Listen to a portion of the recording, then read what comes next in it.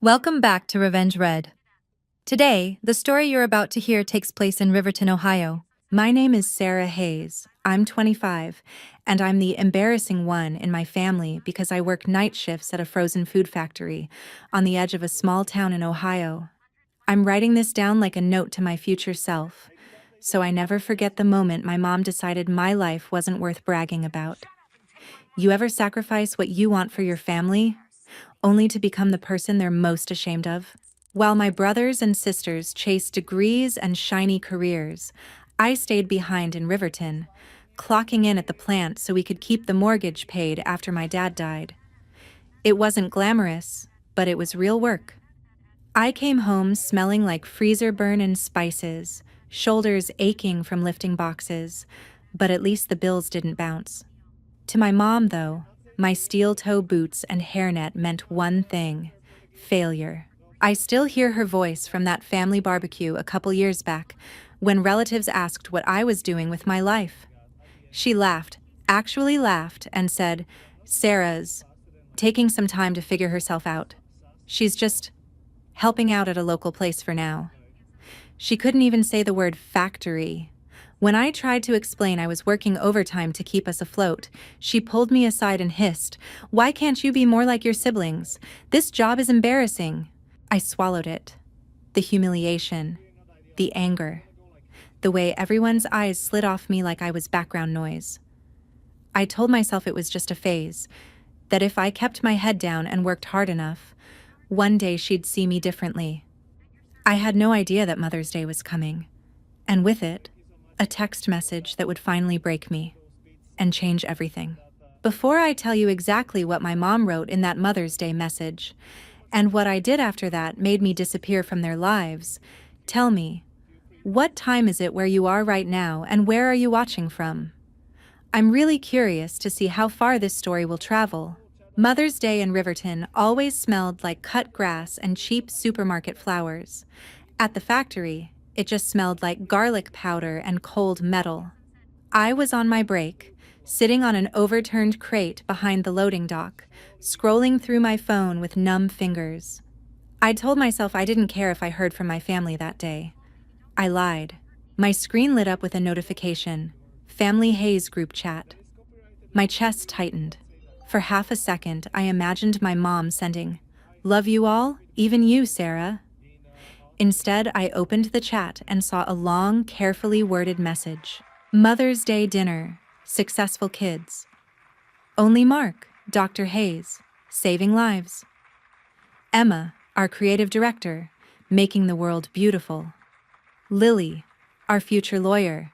I'm so proud of my accomplished children. Dinner at 6:30. Can't wait to celebrate you. She tagged Mark, Emma, and Lily. My name wasn't anywhere. Not in the message, not even in a pity heart at the end. Just 3 names, 3 golden children.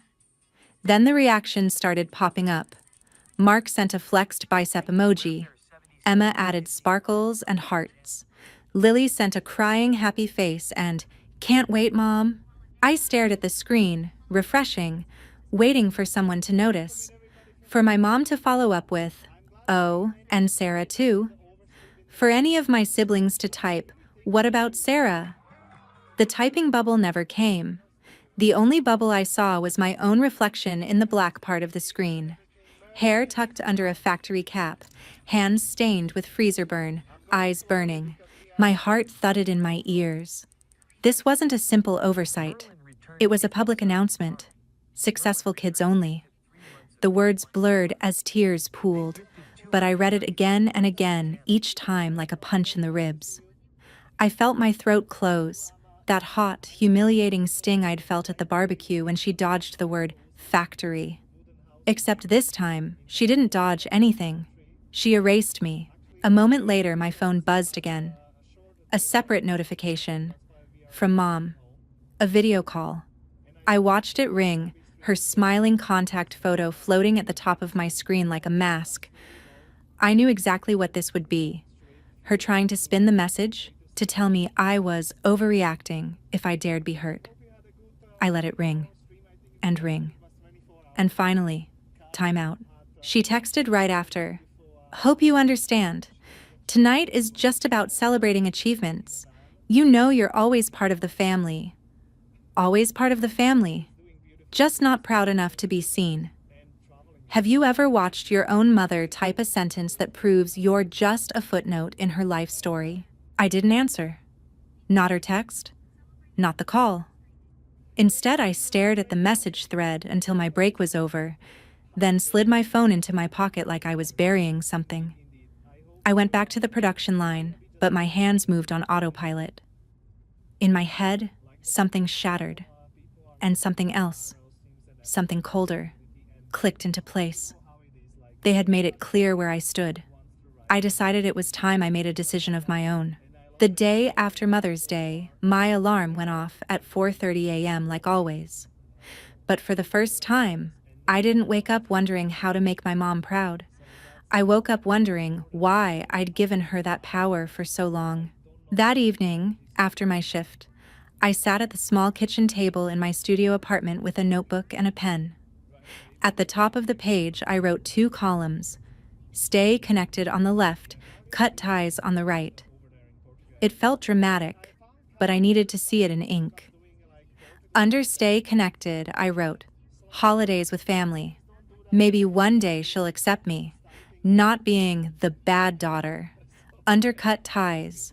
No more humiliation. No more waiting for an invitation that never comes. Space to build a life on my terms. Peace. The right side filled up faster than the left.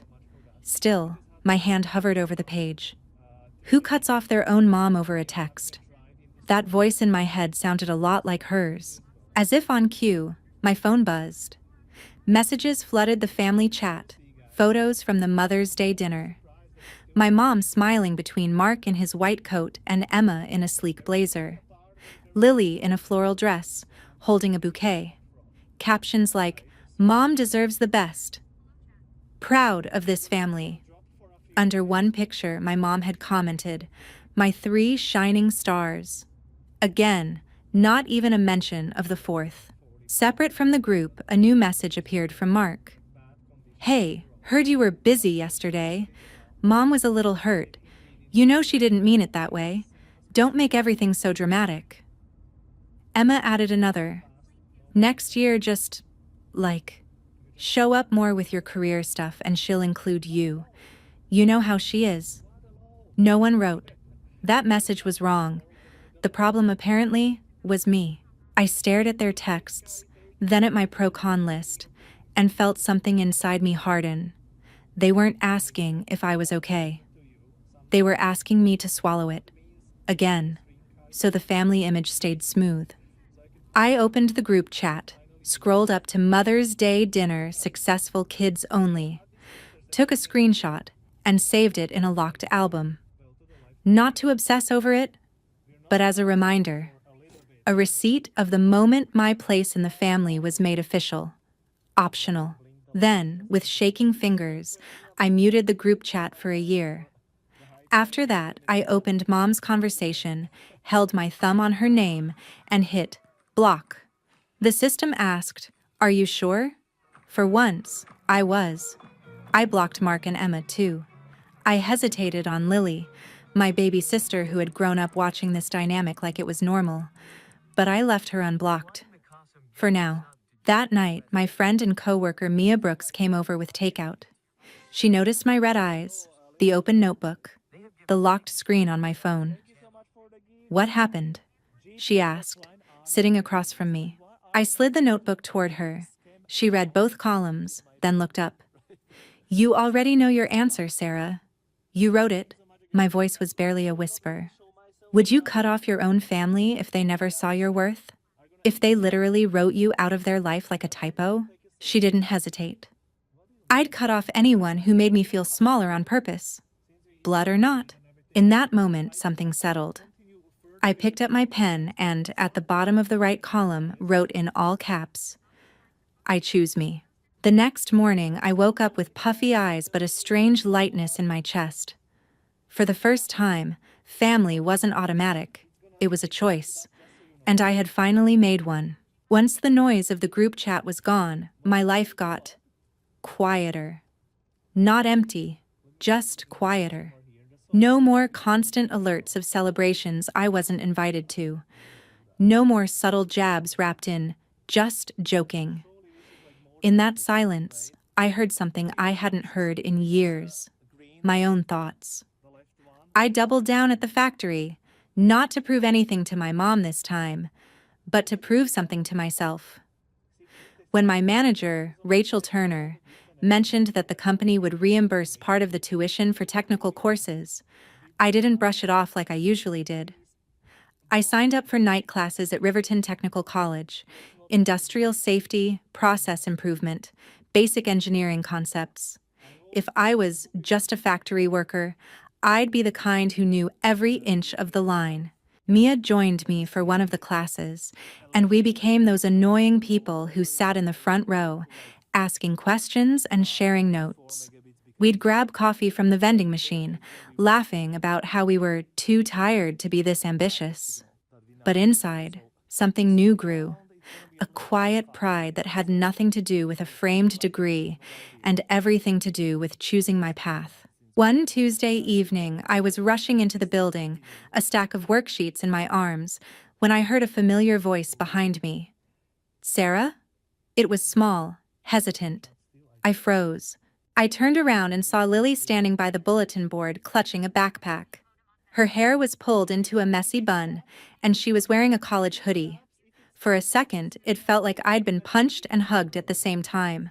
Lily, I managed. She nodded, eyes wide. I didn't know you were taking classes here. I swallowed. I didn't know you were either. Silence stretched.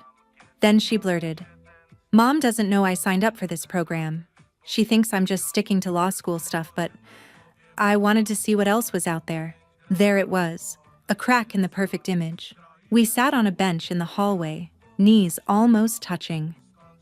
I saw the Mother's Day message, she said quietly. I wanted to say something, but Mark told me not to stir things up. I'm sorry, Sarah. Her apology hit harder than my mom's text. It wasn't your job to fix it, I said, even as part of me wished she'd tried. Lily twisted the strap of her bag. Mom's been weird since then. She acts like everything's fine, but she keeps bringing you up. Not in a good way. More like, she's mad you're not chasing the path she planned for you. And now that you're gone, she keeps asking why you're overreacting. She's embarrassed, but she'd never admit it. So she's embarrassed that I'm embarrassed? I snorted. That tracks. Lily gave me a sad smile. She cares. In her own messed up way. She just can't handle that you chose something she doesn't respect. And now people at church keep asking why you're never around. She hates not having an answer that makes her look good. There it was, the first sign of consequences. My quiet disappearance was messing with her carefully curated story. Lily took a breath. I miss you, but I kind of get why you did what you did. My chest tightened. You know you don't have to repeat her cycle, right? You can choose what you want. Even if it's not shiny enough for the group chat. She nodded slowly. Are you ever coming back? To family stuff? That question sat heavy between us. When success finally started finding me, I said carefully, the first thing I felt wasn't, I can't wait to show Mom. It was relief that I didn't owe her anything anymore. So I don't know, Lil. Right now, I need distance more than I need a seat at that table. We both fell silent. A professor walked by, fumbling with keys. The hallway smelled like dry erase markers and old carpet. Before we parted ways, Lily squeezed my hand. For what it's worth, I think what you're doing is brave. I just wish Mom could see it. As I walked into class, my mind was spinning. My mom's choice had started a chain reaction she couldn't control. Her successful kids-only dinner had cost her more than one child's attendance. It was starting to chip away at the loyalty of the others. I wondered, when you finally start succeeding on your own terms, would you go back to the people who called your path worthless? Or keep walking without looking over your shoulder? My promotion came on a random Thursday. Rachel pulled me into her office, closed the door, and said, Sarah, you've been running circles around half the people here. I want you as a line supervisor on the new frozen meals project. More pay, more responsibility. You in? I was stunned. A year ago, if I'd gotten that news, my first thought would have been, Mom is going to have to brag about this. This time, my first thought was, I did this. Me. I accepted the promotion. The new role was intense, scheduling shifts, handling breakdowns, smoothing out team conflicts. But it gave me something I'd never really had before: authority. People looked to me for answers. They trusted me. And not because I had a fancy degree, but because I'd been in the trenches with them. Still, late at night, old doubts crept in. Without thinking, I would unlock my phone and hover over my mom's contact, even though it was blocked. Or I'd scroll past photos of my siblings' achievements shared by mutual acquaintances. My stomach twisted every time I saw a post about "so proud of my kids," with 3 smiling faces and a mysterious invisible fourth. One weekend, after a particularly weird spiral of stalking social media and cursing myself for caring, I opened the Notes app on my phone and started typing. At first, it was just a rant about blue-collar work and how people like my mom treated it like failure. But the more I wrote, the more it turned into something bigger. By the time I finished, I had a long, raw piece about dignity, class, and how families weaponize success. On impulse, I copied it into an anonymous blog on a platform Mia had told me about. I hit publish before I could talk myself out of it, titled it, "Successful Kids Only, When Your Family Invites Everyone But You." I didn't put my name. I didn't mention specific cities. But I did describe the group chat. The exact line: Mother's Day dinner, successful kids only. I described the feeling of watching your name go missing from your own mother's sentence. I asked, right there in the middle of the post, does your self-worth depend on the people who refuse to see it? Or can you learn to build it anyway? I expected maybe 3 people to read it. Instead, within a week, it had thousands of views. Comments poured in from strangers. I thought I was the only one. My mom did something similar when I became a mechanic. Cutting contact saved my life. The validation from people who didn't know me hid in a way my mom's silence never could. Mia found the blog and messaged me, "This is you, isn't it? I'm proud of you for telling the truth." Then something interesting happened. One of my mom's church friends, someone I still had on social media, shared the article on her page with the caption, "This broke my heart. Parents, don't do this to your kids." The next day, another mutual shared it. The story was traveling in the same circles my mom moved in, and she had no idea she was the villain. Or maybe she did. Because a few days later, an unknown number called my phone. I let it go to voicemail. Later, I listened. It was my mom's voice, strained and tight. "Sarah, it's Mom. I heard this story going around online. People keep sending it to me, saying it sounds familiar. I hope you're not involved in anything that makes our family look bad. We need to talk. Call me back." Not, "Are you okay?" Not, "Did I hurt you?" Just concern about how she looked. I didn't call her back. I saved the voicemail, though. Another receipt. As the blog continued to circulate, Rachel pulled me aside at work one day. "Hey, random question," she said. "I read this post about someone whose mom excluded them from a Mother's Day dinner. The author sounded a lot like you." I felt my cheeks heat. "Maybe," I said carefully. She smiled. "If it was you, you should know. It was powerful. And anyone who can lead on the line and write like that? You're going places, Hayes. Don't let anyone tell you otherwise." That night, I printed my blog post and the pro-con list from months before. I put them in a folder labeled "Proof I'm Not Crazy." When the doubts came, I opened it and reminded myself I had the right to define my worth. My mom could lose sleep over public perception if she wanted. I was done losing sleep over her approval. The community event invitation came through Mia. "They're doing a storytelling night downtown," she said, waving a flyer in my face during our lunch break. "Theme is when family crosses the line. You have to do it." "Absolutely not," I said through a mouthful of sandwich. "It's one thing to write anonymously, it's another to stand on a stage and tell everyone my mom's worst moment." Mia grinned. "Or your strongest. Think about all the people who commented on your blog. What if they were in that room? You could be the reason someone finally walks away from a toxic situation." The idea burrowed into my brain and refused to leave. A week later, my name was on the event lineup. The night of the storytelling event, my hands shook so badly I almost dropped the mic. The room was a mix of strangers, some in hoodies, some in business casual, some with tear-streaked makeup like they'd already heard something that hit too close. I cleared my throat and started with the line I knew would land.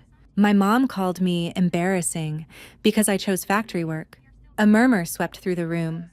I told them about the barbecue, the dodged explanations, the Mother's Day text. I recited the exact words, watching faces flinch at "successful kids only." I talked about the pro-con list, the blocked numbers, the blog, the voicemail where my mom was more worried about her reputation than my heart. In the middle, I paused and asked the question that had once gutted me. Have you ever looked at your own family and realized you're only loved on their terms? That their love disappears the moment you stop making them look good? Dozens of people nodded. A few wiped tears. It was like breathing underwater my whole life and suddenly hitting air. I ended with this. I used to believe that family was a debt I owed. That if they gave me life, I had to give them my silence. Now I know something else. I can love where I come from and still walk away from the parts that are killing me. When I stepped off stage, people hugged me, thanked me, told me pieces of their own stories. One woman whispered, "I screenshotted my mom's text the day she uninvited me from Christmas. Hearing you say it out loud, I think I can finally stop feeling guilty." On the bus home, I scrolled through my phone and my heart stuttered. My blog post had been shared by a bigger page, someone with hundreds of thousands of followers, along with a caption, "The successful kids only mom is why so many of us are in therapy." The comments were a war zone, but most were on the side of kids like me. Buried midway down the comment thread, I saw a familiar name, Lily Hayes. She had written, "Sometimes the successful kids are just the ones who learned how to perform. The others are just trying to survive." I stared at her comment, feeling both proud and protective. Later that week, Lily texted me directly. "Saw your talk on someone's story. It was you, right?" I confirmed. After a long pause, she replied, "Mom saw it too. She's not handling it well. People at church are talking. She says you're airing family business. But honestly, maybe someone needed to." Knowing my story had cracked her perfect facade should have felt like cheap revenge.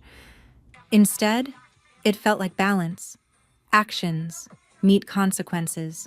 As I lay in bed that night, exhaustion wrapped around me, but beneath it was something softer. I realized I had built a small, messy, beautiful community. People from work, from class, from that event, who saw me. No degrees, no titles, just me. Maybe family didn't have to mean shared DNA. Maybe it could mean shared survival. Where have you found your chosen family? The people who made you feel more at home than your own house ever did. A few years slipped by in a way that did not feel dramatic from the inside. There was no single explosion, no big screaming match. Just a series of days where I woke up, went to work, did my job well, came home to a quiet apartment that slowly filled up with signs of a life I had chosen instead of a life I had been assigned. I moved up again at the factory, this time into a role that had me traveling between plants, helping other supervisors fix their lines and train their teams.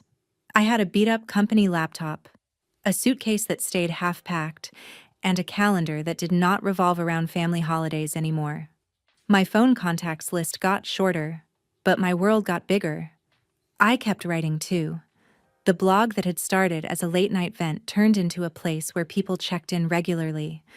I posted about boundaries, about the weird guilt that comes with saying no to your own parents, about blue-collar pride. Sometimes I wrote about small moments at work that would have meant nothing to my mom, but meant everything to me. Like the day a new hire told me, "You are the first boss I ever had who did not talk down to me." That comment meant more than any forced congratulations from my old life ever could. Every so often, I would get updates about my family through other people.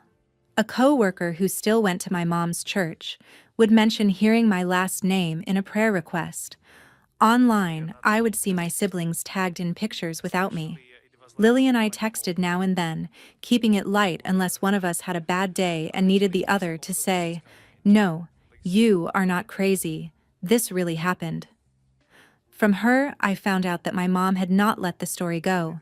The post, the talk, the way people online latched onto the phrase "successful kids only," it all got under her skin. She hated that there was a whole corner of the internet where she was a character and not the author. She changed churches for a while, then went back. She complained that people were judging her, that they did not understand what it was like to raise kids these days. She did not, as far as I knew, ever say to them, "I hurt my daughter, and I am trying to make it right." Then life did what it always does. It added more pressure. My mom had health issues, the kind people whisper about in grocery store aisles. High blood pressure, stress, time off work, bills stacking up. The house I grew up in needed repairs.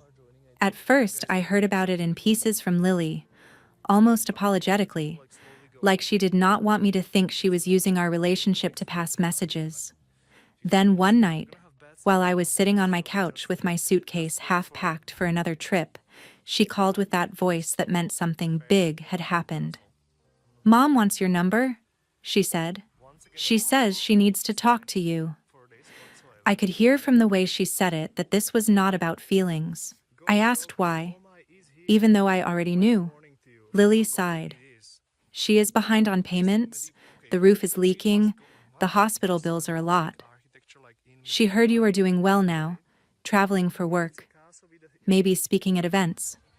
She keeps saying, if Sarah really cared about family, she would step up."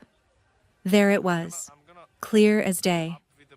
Not "I miss you," not "I am sorry for that" text, not "I have been thinking about what I did to you." Just if she cared, she would fix it.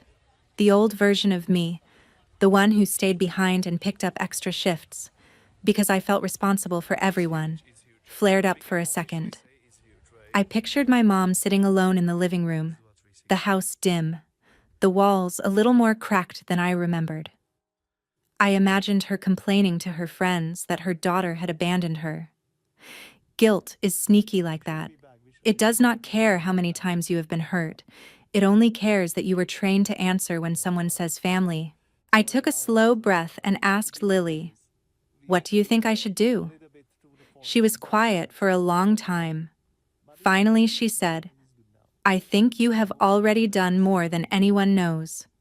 You kept the lights on when Dad died. You stayed when everyone else left. You paid for things you could not even afford." Mom never counted any of that when she wrote that Mother's Day text. "I do not think you owe her a rescue now. She is going to call you cruel for that, but I do not think it is cruel. I think it is just consequences." Hearing my baby sister say the word consequences about our mother was like hearing a door click shut in my head that had been stuck half open for years. It did not slam. It just closed. Gently, but firmly. I told Lily she could give Mom a message, but not my number. "Tell her I hope she takes care of her health," I said. "Tell her I hope she gets the help she needs and that she deserves support as a person. But also tell her I am not her backup plan. She chose who counted when she was on top. I am not going to pretend that never happened now that she is struggling. Lily let out a breath like she had been holding it. She is going to say you took everything from her, she warned. I shook my head even though she could not see it. She still has 3 kids who show up for her. She has her friends, her church group. I did not take everything from her. I just stopped letting her take everything from me. A few weeks later, a small package showed up at my apartment. No return address, but the handwriting on the label was burned into my memory from years of signed permission slips and sticky notes on the fridge. Inside was a little jewelry box with my initials on it from when I was a kid, and a letter. The letter was exactly what you would expect from someone who had never learned how to say "I am sorry" without twisting it. She never wrote those 3 words. Instead, she wrote, I know I was not a perfect mother, but you misunderstood so much of what I tried to do. She wrote, I only wanted the best for you. She wrote, you have hurt me deeply by taking our private issues and making them public. People look at me differently now. I cannot even sit in church without wondering who is whispering about that story. And near the end, she wrote, after everything I did for you, the least you could do is help me in my time of need. That sentence sat on the page like a dare. There was a time when I would have grabbed a pen, called her, begged her to see my side, offered money I barely had. This time, I put the letter down and did something else. I grabbed the same notebook that had my stay connected and cut ties list, the one with my blog printed out and my little list of victories. On a clean page, I wrote, here is what is real. Then I forced myself to list the facts, not the feelings. I did not post her name. I did not show her picture. I told my story in a way that protected her identity more than she had ever protected my dignity. I did not cause her health problems. I did not make people whisper. Her own choices did that. I spent years helping this family in ways nobody outside the house ever saw. That work counted, even if she pretended it did not. I read those lines out loud to myself until they felt more solid than the guilt. Then I took her letter, folded it back up, and put it in the box. I did not throw it away, but I did not let it dictate my next move either. I did not call her. I did not send money. The only thing I sent was one short text through Lily, who agreed to pass it along word for word. It said, I hope you take care of your health and find the support you need. I am not able to step back into this role. I wish you peace. That was it. No long explanations. No reopening old wounds so she could poke them. Just a boundary stated calmly, like the weather. A few days later, Lily texted and said, she cried, then called you ungrateful, then told her friends you had abandoned her. But she also stopped asking for your number. Something in her seemed to understand you meant it this time. I will not pretend it felt amazing. It did not feel like a victory lap. It felt heavy and sad and strangely calm all at once. There is a kind of grief that comes with choosing your own peace over a relationship you spent your whole life trying to fix. People like to put a bow on it, to say, and then I never thought about it again, and everything was perfect. That is not how it works. I still have nights where I miss the idea of a mom more than I miss the person. I still have flashes of memory, like that old video of 12-year-old me with the lopsided cake that make my chest ache. But those feelings do not cancel out the reality of what she did. They just make me human. A while after the letter, I wrote one last post for the blog, at least one last chapter about this specific story. I wrote about the package, about reading her words and choosing not to let them drag me back into the same role. I wrote about how it is possible to hope someone gets better without volunteering to be their medicine. I ended with something that felt like the truest thing I had learned. Sometimes the kindest thing you can do for yourself, and weirdly for them, is to step out of a role that was destroying you. Love does not always mean access. Forgiveness does not always mean reunion. Family should not be built on humiliation and fear, but on respect and choice. and you are allowed to build a new definition of family with people who do not need you to bleed to prove your loyalty. When I hit publish, I did not feel triumph. I felt finished, like I had finally told the whole story, not just the parts that made me look good or her look bad, but the parts that showed how complicated it really was. I walked out onto my tiny balcony that night and looked at the lights from the factory in the distance. That same building where I once read a message that said successful kids only and realized I was not invited had become the place where I finally proved to myself that my success did not need her stamp of approval. I still wear steel toe boots. I still clock in. I still get grease under my nails some days. But I no longer hear her voice in my head every time I swipe my badge. Instead, I hear my own. And sometimes the voices of friends and coworkers and strangers who say, "Thank you for telling the truth." So after everything you have heard, if you were standing where I am now, with a parent asking you to step back into a role that once crushed you, would you give them what they are asking for and call it forgiveness? Or would you choose your own freedom and trust that you are not selfish for finally putting yourself first? Our team is dedicated to crafting meaningful, emotionally engaging stories for the channel. Revenge Red. All stories on this channel are purely fictional and are created to deliver thoughtful lessons and positive educational value to our audience. Each story explores real-life emotions, family dynamics, and personal choices to help viewers reflect on empathy, self-worth, and healthy boundaries. Through fictional storytelling, we aim to encourage emotional growth, resilience, and deeper understanding of human relationships. Our goal is not to promote conflict, but to inspire learning and self-reflection through powerful narratives.